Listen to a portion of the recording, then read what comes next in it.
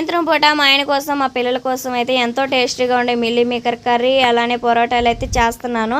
Meal maker కర్రీలో కావాల్సిన మసాలాలు మొత్తం అయితే ఫ్రై చేసేసుకొని ఓ పక్కన అయితే వేడి వాటర్ అయితే రెడీ అయిపోయినాయి కదా.